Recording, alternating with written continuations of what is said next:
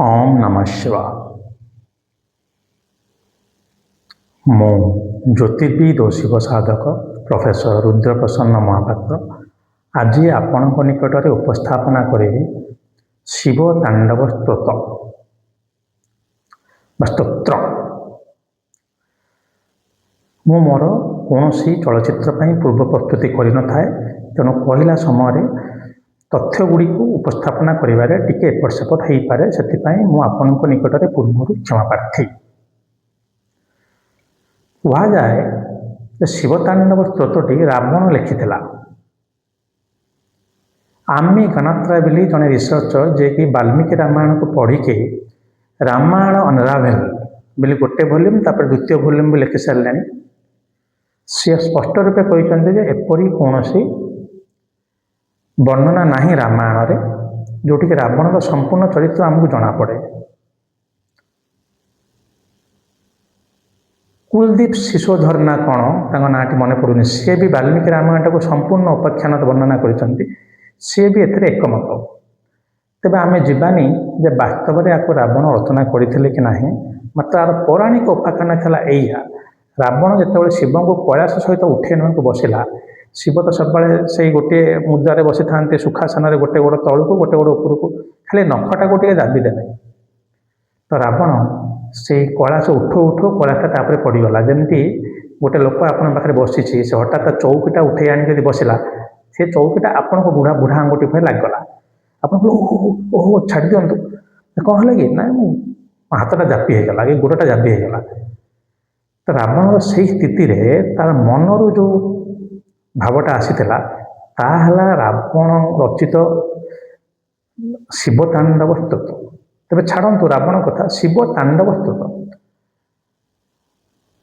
आराम से आप गूगल को सर्च करेंगे से संस्कृतर अर्थ आप पाइपर। साधारण भाषा शिव को रावण पूरा टेकिकी पूरा मुंड पर बसई दौरान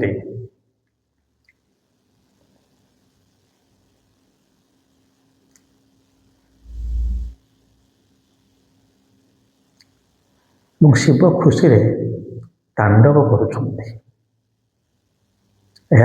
शिव तांडव स्तोत्र कौन विडंबनाटी अच्छी दर्शक बंधु। शिव तांडव स्तोत्र छंदटी है पंचचामर। पंचचामर को जब आम आख्यायिक अर्थर नवा 5 जन चौर बसिक आपको बिंचे जदि आप स्तोत्रटी गाइबे माने संपूर्ण पार्टी चिल्लैकी एवं भारी कष्ट गाइबे कहीं रावण कष्ट हो गाँच ताले शिव प्रसन्न हे शिव खुशी हो। यही स्तोत्र अर्थ कौन हो आजिकल यूट्यूब रे जटाट विगल ज्वल प्रवाह पावित स्थले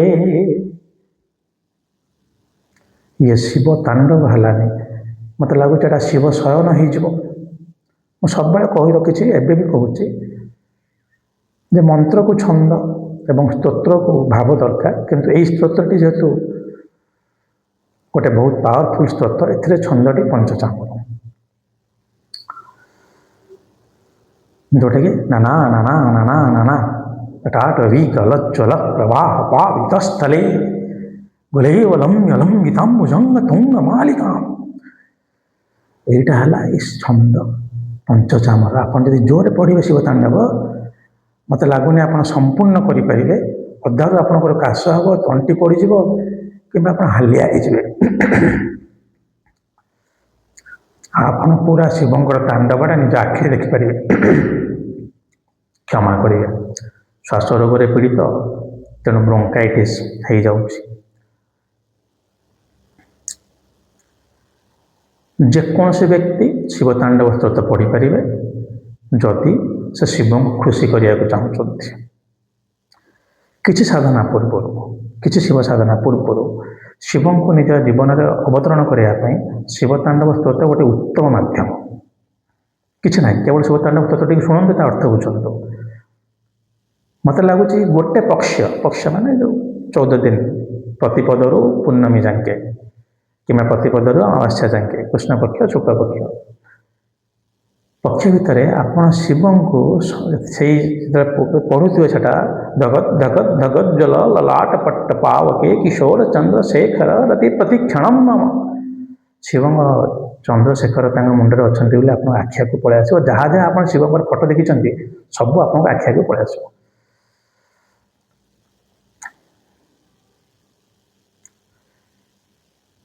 ମାତ୍ର ଏଟାକୁ ଗୋଟେ ଭଜନ ଭଳିଆ ଗାଇବେନି।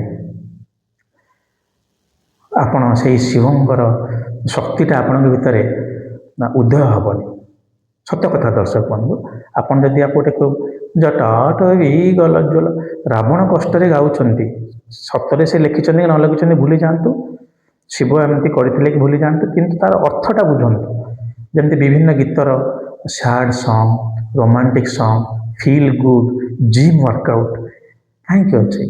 କାରଣ ସେଇ ଗୀତଟା ଆପଣଙ୍କ ଭିତରେ ସେଇଭଳିଆ ଭାବ ଜାଗରଣ କରିବ। ଠିକ୍ ଅନୁରୂପ ରୂପେ ଶିବ ତାଣ୍ଡବ ସ୍ତୋତ୍ର। ତେଣୁ ଶିବଙ୍କୁ ନିଜ ଜୀବନକୁ ଆଣିବା ପାଇଁ ହେଲେ ପ୍ରଥମ ହେଲା ଶିବ ତାଣ୍ଡବ ସ୍ତୋତ୍ର। ବିଭିନ୍ନ ସ୍ତୋତ୍ର ଅଛି, ଶିବ ପଞ୍ଚାକ୍ଷରୀ ଯେଉଁ କହନ୍ତି ନଗେନ୍ଦ୍ର ହାରାୟ ତ୍ରିଲୋଚନା, ତାକୁ ଯଦି ଆପଣ ଭଲ ଲାଗୁଛି ପଢ଼ନ୍ତୁ। କିନ୍ତୁ ଶିବ ତାଣ୍ଡବରେ ଆପଣ ଶିବଙ୍କୁ ଯେତେ ଭଲ କି ବୁଝିପାରିବେ ସେତେ ଅନ୍ୟ କେଉଁ ସ୍ତୋତ୍ରରେ ଏତେ ବୁଝିପାରିବେନି। ଯାହା ଯାହା ଆପଣ ଶିବଙ୍କ ପିଲାଦିନ ଦେଖି ଆସିଛନ୍ତି ଯେମିତି ପୁରା ସେଇଭଳିଆ ଜଟା ଭୁଜଙ୍ଗ ହାରାୟ ଡମ୍ ଡମ୍ ଡମୁରି। ତେଣୁ ଆପଣ ପ୍ରଥମେ ଶିବତାଣ୍ଡବ ସ୍ତୋତ୍ରଟିকে ବୁଝନ୍ତୁ ଯେ ତା ସଂସ୍କୃତ ଅର୍ଥଟି କ'ଣ, ତାପରେ ଆପଣ ତାକୁ ମନେ ମନେ ଉଚ୍ଚାରଣ କରନ୍ତୁ, ତାପରେ ଭଲକି ଉଚ୍ଚାରଣ କରନ୍ତୁ। ମୁଁ ପ୍ରାୟ ସିଓର ଯେ ଆପଣଙ୍କର ଗୋଟେ ପକ୍ଷ ଭିତରେ ଶିବଙ୍କ ପ୍ରତି ଆକର୍ଷଣ ଆସିଯିବ।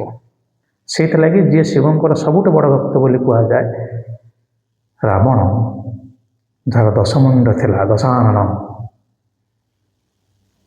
ସିଏ ଏହି ସ୍ତୋତ୍ରଟି ରଚନା କରିଥିଲେ ଶିବଙ୍କୁ ଖୁସି କରିବା ପାଇଁ ବୋଲି କୁହାଯାଏ।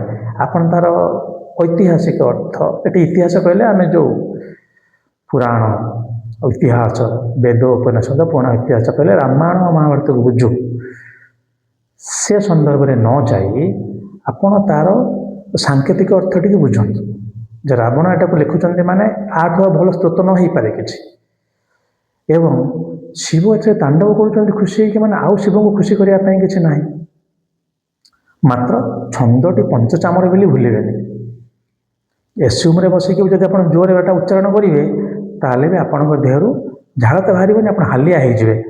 ପରୀକ୍ଷା କରିଛି ଆଜ୍ଞା, ଆପଣଙ୍କ ଆଗରେ ଏମିତି କହିଦେବୁ, ପରୀକ୍ଷା କରିଛି, ଥରେ ନୁହେଁ ଦୁଇଥର ନୁହେଁ କେତେ ଥର। ମୁଁ ତ ସେଇ ଏସି ମୋ ଘରେ ନାହିଁ, ତଳେ ହିଁ ଶୁଏ। କିନ୍ତୁ କେବେ ଗଲେ ହୋଟେଲରେ ରହିଲେ ସାଧକମାନେ କୁହନ୍ତି ଏଟା ସତ କି ନାହିଁ, ମୁଁ ପରୀକ୍ଷା କରୁଛି। ଆପଣ ସଫୋକେଟେଡ୍ ହେଇଯିବେ, ଅଣନିଶ୍ୱାସ ହେଇଯିବେ କୁଆ।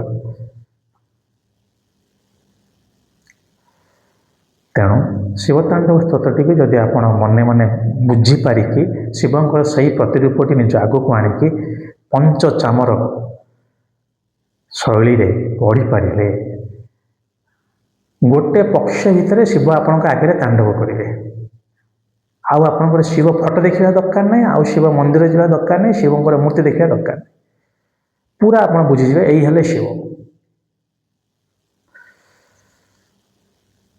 ତେଣୁ ଆଶା କରେ ଶିବତାଣ୍ଡବ ସ୍ତୋତ୍ରଟିକି ଆପଣ ଏମିତି ପଢ଼ନ୍ତୁ, ଶିବ ପୁରା ରାଗିରୁ ଖୁସି ହେଇ ପୁରା ଡେଇଁବେ ଏକବାର। ସମ୍ପୂର୍ଣ୍ଣ ସମର୍ପଣ, ସମ୍ପୂର୍ଣ୍ଣ ଶକ୍ତି, ସମ୍ପୂର୍ଣ୍ଣ ଭକ୍ତି ଏବଂ ଗୋଟେ କଷ୍ଟର ସହିତ ରାବଣକୁ କଷ୍ଟ ହେଉଛି, ପ୍ରଭୁ ମୋର ଭୁଲ ହେଇଯାଇଛି, ଛାଡ଼ି ଦିଅନ୍ତୁ, କୈଳାସଟାକୁ ମୋ ଉପରୁ କାଢ଼ି ନିଅନ୍ତୁ। ଯଦି ଆପଣ ପାଠ କରନ୍ତି ଏବଂ ବୁଝିକି, କାରଣ ରାବଣ ଏଟାକୁ ରଚନା କରିନେଲେ ସାଙ୍ଗେ ସାଙ୍ଗେ ତା ମୁଣ୍ଡରେ ଆସିଛି, ମାନେ ସିଏ ଶିବଙ୍କୁ ଖାଲି କହୁଛନ୍ତି ପ୍ରଭୁ ମୋତେ ଛାଡ଼ିଦିଅ, ତୁମେ କେତେ ଭଲ ଲୋକ, ତୁମେ କ'ଣ, ତୁମେ ନୁହେଁ, ତୁମର ଜଟାରୁ ପାବିତ ଗଙ୍ଗା ବାହାରି ଆସୁଛି, ତୁମର ଡମ୍ ଡମ୍ ଡମ୍ ଡମ୍ ଢମୁରି ବାଜୁଛି, ତୁମେ କ'ଣ ନୁହେଁ, ସେ ତାକୁ ଉଚ୍ଚାରଣ କରୁଛନ୍ତି। ତେଣୁ ଶିବତାଣ୍ଡବ ସ୍ତୋତ୍ରର ଅର୍ଥ ବୁଝି ପଞ୍ଚଚାମର ଶୈଳୀରେ ତାକୁ ଯଦି ଆପଣ ପଠନ କରନ୍ତି, ଗୋଟେ ପକ୍ଷ ସଂକଳ୍ପ କରି ନିଶ୍ଚିତ ରୂପେ ଆପଣ ଶିବଙ୍କର ପ୍ରତିରୂପକୁ ପ୍ରାପ୍ତ କରିବେ। ପ୍ରତିରୂପକୁ, ଶିବଙ୍କର ରୂପ ନୁହେଁ କିମ୍ବା ସ୍ୱୟଂଭୂକୁ ନୁହେଁ। ଏବଂ ଖୁବ୍ ଭଲ ସ୍ତୋତ୍ରଟିଏ, ମୋ ମତରେ, ବ୍ୟକ୍ତିଗତ ମତ ଆଜ୍ଞା, ଶିବତାଣ୍ଡବ ସ୍ତୋତ୍ର ମୋ ମତରେ ଶିବଙ୍କର ସବୁଠୁ ଭଲ ସ୍ତୋତ୍ର। ହଉ, ଆଜି ତ ସମୟ ହେଇଯାଇଛି, ତେଣୁ ସେଇ ଦେବାଦିଦେବ ମହାଦେବଙ୍କ ନିକଟରେ ତାଙ୍କର ଉଦ୍ଦେଶ୍ୟରେ ସମର୍ପଣ କରି ଜଟାଟବୀଗଲୋଜ୍ଜ୍ୱଳ ପ୍ରଭା ପାବିତସ୍ଥଲେ ଗଲେବ ଲମ୍ବ୍ୟ ଲମ୍ବିତାମ୍ବୁଜଙ୍ଗ ତୁଙ୍ଗ ବାଲିକାಂ ଡମଡ୍ ଡମଡ୍ ଡମଡ୍ ଡମଡ୍ ନିନାଦବଡ୍ଡମର୍ଦୟ ଚକାରଚଣ୍ଡ ତାଣ୍ଡବಂ ତନଃ ତୁନଃ ଶିବ ଶିବ। ତାଙ୍କ ନିକଟରେ ଆପଣଙ୍କର କଲ୍ୟାଣ ପ୍ରାର୍ଥନା କରି ଆଜି ପାଇଁ ମୁଁ ରହିଲି। ଓମ୍ ନମଃ ଶିବାୟ।